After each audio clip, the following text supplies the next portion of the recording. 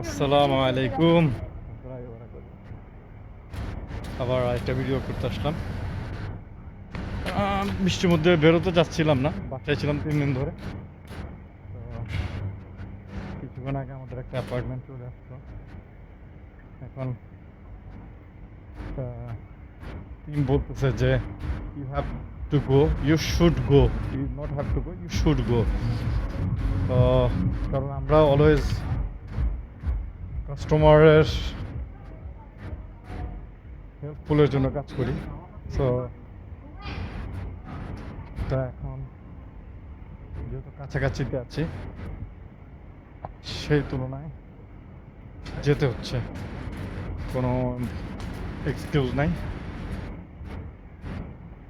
তো এটা হচ্ছে যে the show must go on, এরকম।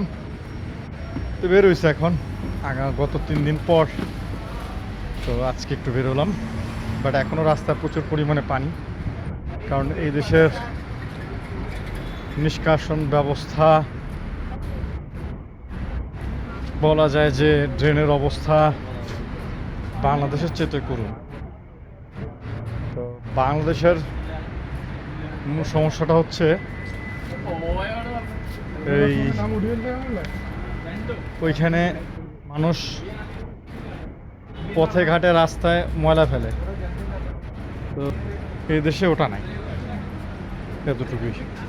আবার যে নাই তা বলা চলে না, অনেকে চায়ের কাপ এটা সেটা রাস্তায় ফেলেই দেয়, টিস্যু পেপার, যাতে করে জলাশয়ের সৃষ্টি হয়। তো আসলে চা খাওয়ার পরে চায়ের কাপটা এখানে ওখানে ফেলা ঠিক না, প্লাস্টিকগুলো ফেলা ঠিক না, এগুলো অনেক বড় ক্ষতি করে আমাদের পরিবেশের ক্ষতি। তারপরে বৃষ্টি আসলে এই যে প্যাকেট পড়ে আছে, এগুলো শুধু ক্ষতির কারণ। তো আসলে এটা ক্ষতির কারণে যে অবস্থা। তো এই হচ্ছে, আর এটা যে আমি এরিয়াতে আছি, এটা হচ্ছে মিনা বাজার। এটা হচ্ছে যে দুবাইয়ের সবচেয়ে পুরাতন শহরের একটা। এই শহরের ইতিহাস বাংলাদেশের লালবাগ কেল্লার মতোই। এখানকার শেখ যারা ছিলেন তারা মূলত ইরানিয়ান, মানে এরা ইরানের নাগরিক ছিলেন। তো ইরান দেশ থেকে তারা এই দেশে আসছে, এরপরে এই দেশে আসার পরে এই দেশে বসবাস শুরু করে। তো যেহেতু এই বিনাবাজার এরিয়াটা সমুদ্রের কোল ঘেঁষে ছিল, তো তখন তারা এই জায়গায় বসবাস শুরু করে। তো ইতিহাস আসলে অনেকে জানে না, বাট আমি ইতিহাসগুলো পড়তে থাকি সচরাচর, সবসময় ইতিহাসগুলো পড়ি, বেশিরভাগ সময় বসে বসে বসে বসে ইতিহাসগুলো পড়তে থাকি। তো এটার জন্য আমার ইতিহাস সম্পর্কে খুব ভালো অভিজ্ঞতা আছে। আমি সব দেশের ইতিহাস মোটামুটি জানার চেষ্টা করি, যখনই সুযোগ পাই ইতিহাস সম্পর্কে অবগতি হওয়ার জন্য চেষ্টা করি। তো এটাই একটা মিনাবাজার, দ্য গোল্ড সুক এরিয়া, এটাকে বলে গোল্ড সুক এরিয়া। পৃথিবীর যত গোল্ড যায় এখান থেকেই যায়। তো এই hello, yeah, I'm coming, sir. You check my live location, sir. I already share you. It's so far from that pickup location from here, sir. It's not my fault and not your fault. It's mistake. I already told you, sir. Inform you like 10 to 15 minutes need to come. It's not easy. I'm on the walking. I'm not in the car, sir. Huh? Yes, sir. Just wait for me. I'm coming. Okay.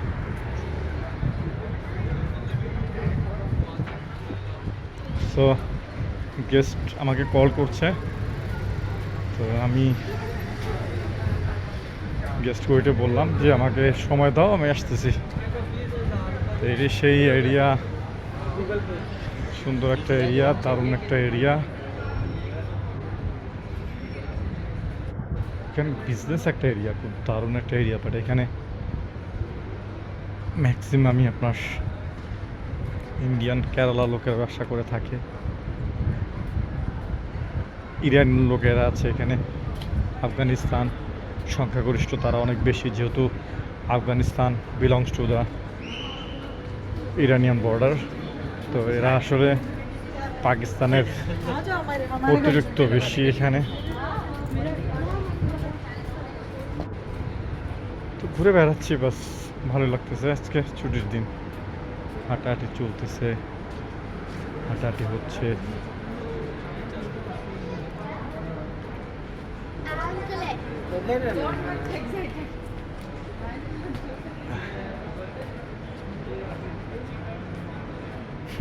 এরকম যদি দামি গাড়িগুলো রাস্তায় পড়ে থাকে, তাহলে বাংলাদেশে কিন্তু যেভাবে চুরি হয়, এটা একটা কিছু থাকতো না এখানে, তাই না? তবে এইখানে এখন স্টার্ট হয়েছে।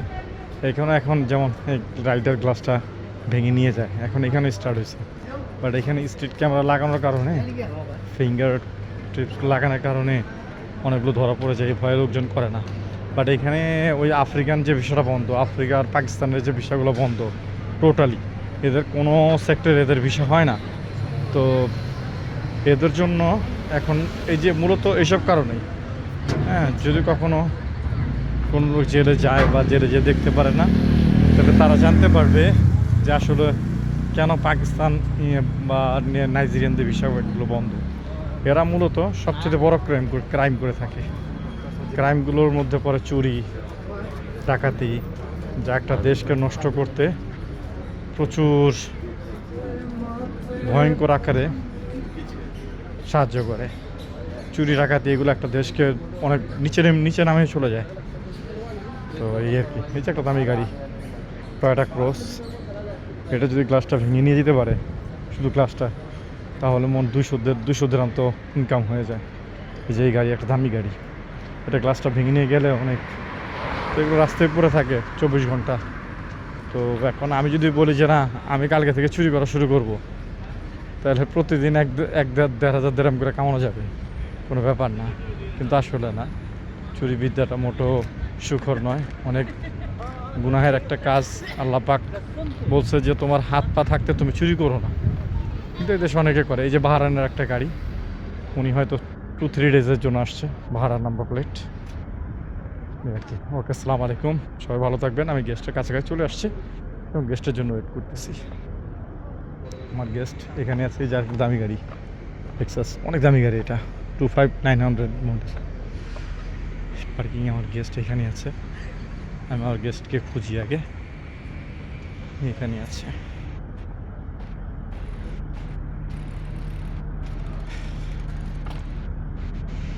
গেস্ট এখানে আছে। মনে হয় আমার গেস্ট ওইখানে নিশান পেট্রোল সে গাড়ি দিছে, but I think I don't so he have Nissan petrol. This is not Nissan petrol, I think this is Honda, but he is here. আমি বলতে পারতেছি না সে এখানে আছে না সে অন্য কোথাও গেছে, জানি না। মনে এখানে আছে, দেখি তাকে কল দিয়ে আগে।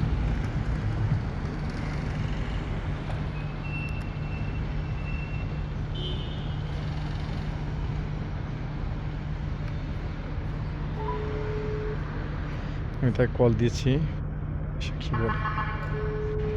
পুলিশ আসতেছে এখান থেকে। हेलो। हाय सर, आप किधर है सर? आप Sir, दिल्ली I'm में on the आए? parking. I'm on the parking. You know the Fisher Hub? I'm on the Fisher Hub parking. Okay, okay. Give me few minutes. I'll come there. Yeah. Okay, no problem. Take your time and come quick. Okay, thank you. Thank you. Because I want to take an public bus from there. Okay, okay. Okay, because we don't have pickup driver. That's why, sir. Please come, huh? Thank you. Okay, okay. Okay.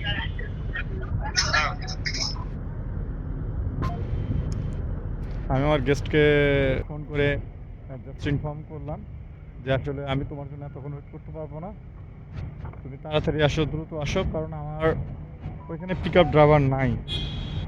তো আমি তোমার জন্য wait করতেছি, তুমি আসো please. তো উনি আসতেছে আমার জন্য, সেই আর কি। জাস্ট তাকে মাত্র কল করলাম, তারপর সে মেসেজ দিচ্ছে, কারণ সে he's drunk too much, he's drunk. I think there is his car, I think so, he have a Nissan Patrol, yeah this is his কার।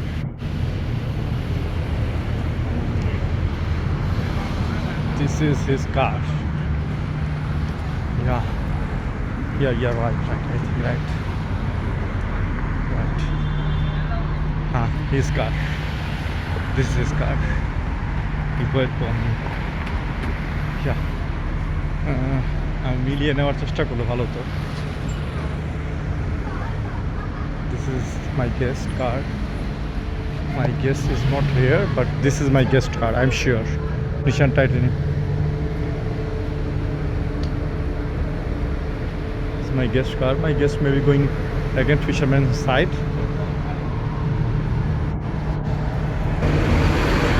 আমি গেস্টের জন্য এটা গেস্টের গাড়ি, আমি শিওর এটা গেস্টের গাড়ি। উনি আসেন এখনো,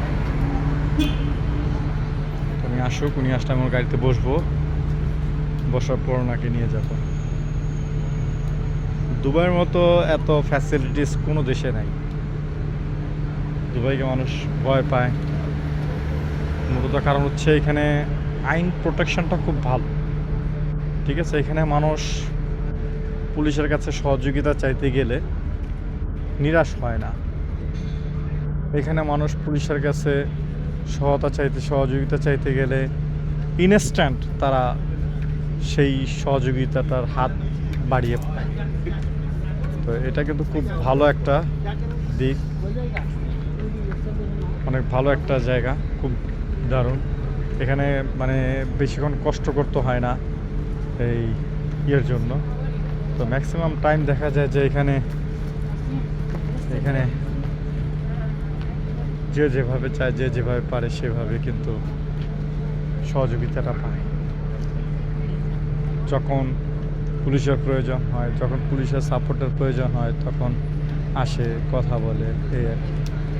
তো যাই হোক, ধন্যবাদ সবাইকে, ভালো থাকবেন, শান্তি থাকবেন, দোয়া করবেন আমাদের জন্য, আমরা যাতে ভালো থাকি। ওকে, আসসালামু আলাইকুম।